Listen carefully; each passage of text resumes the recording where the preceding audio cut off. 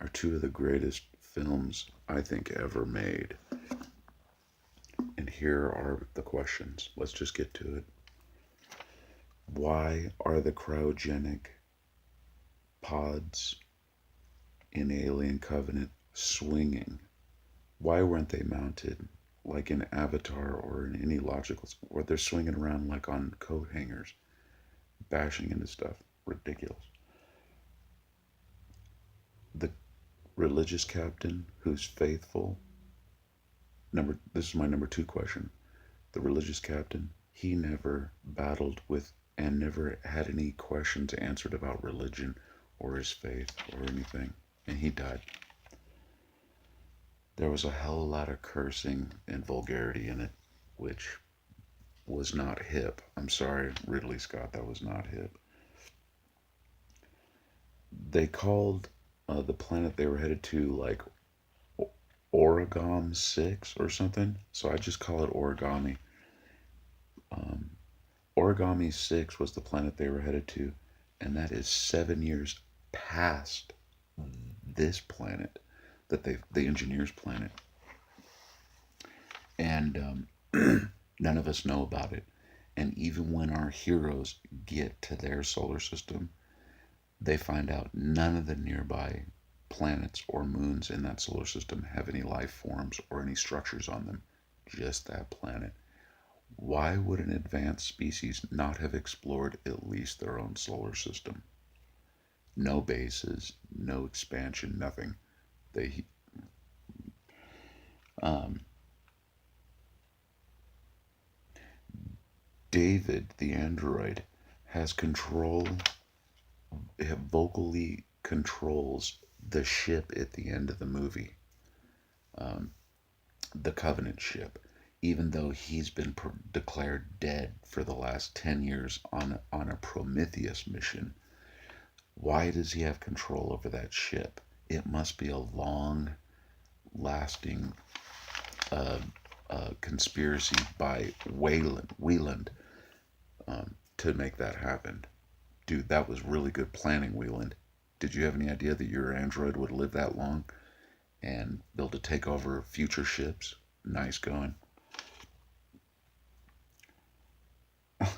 This was funny. The chest burster, the alien chest burster, comes out of a human. It bursts out like it's supposed to, but it is fully grown. So that means it looks like a 12-inch tall Barbie doll sized fully grown alien running around.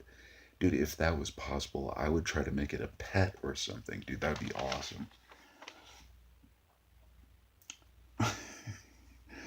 Why does Danny McBride risk the entire mothership when to go break radio silence with the crew on the ground when all the whole time for hours and hours he could have just simply took a drop ship down down there or nearby down there and got the same thing.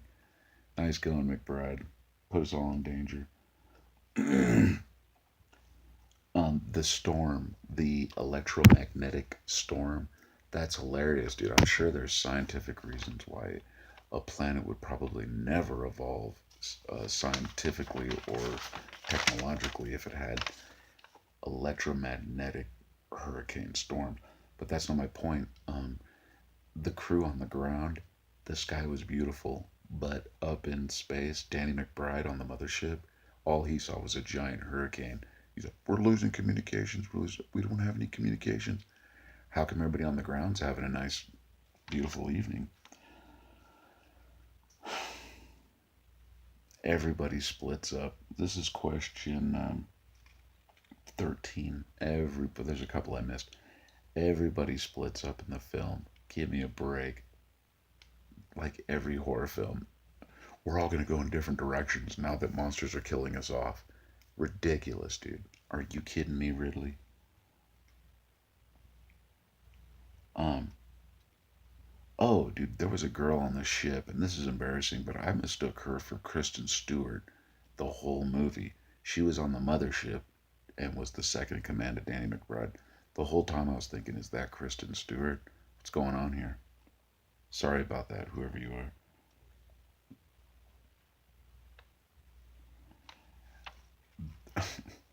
Walter the android fights David the android from 10 years previous. And he makes a cool comment when they're fighting. He says, he punches David out and goes, "We're the upgraded version. Prepare for disaster," or some crap.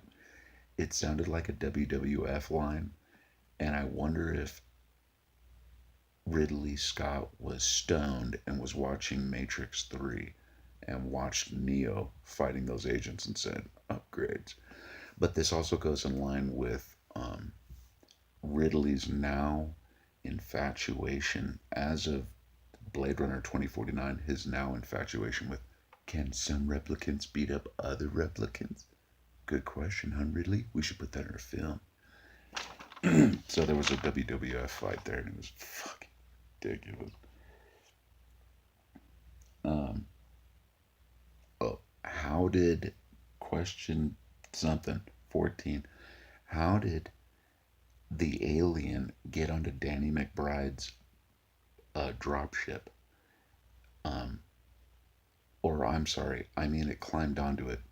But once they killed that one with that ridiculous action scene with the girl outside, they're going, "I'm gonna go get some motherfuckers," and she's like cursing, "I'm gonna get some, bitch. Take that, bitch." Like total name dropping and garbage from other movies. But once they flew away and survived, how did the alien get on the mothership and was found roaming around? There's only two possibilities I found. Either the guy with the acid face burned was infected, and a Barbie doll sized alien jumped out of his chest, or the other possibility is David faking that he is the android Walter, brought it on in a backpack or something, or he swallowed the embryo of a fully grown alien. I don't know if the alien would like that. I'm not sure. Maybe there's a big gestation period that is wrong in this film. Let's move on. So I think it was in David's backpack. I think the alien was in David's backpack. What happened to the guy with the burnt face? I don't know, dude. I blocked out some of that film. The aliens grew too fast in this film. I'm talking like 2 hours tops or something stupid. Um, McBride, dude, Danny McBride is the pilot, the main pilot of the Covenant. You know what's rad is when they're woken up from the solar fucking destruction. Why is it his job to go out in a spacesuit and repair the ship? Don't Mother woke up a crew that could handle that ship. Where the F are the engineers who are supposed to go out there and do that crap? Why is the main pilot and probably the number three man in charge of that whole operation out there trying to like hook wires up and repair the ship? What the obviously the rest of the crew sucked, dude. Mother woke him up to do like 4 or 5 jobs.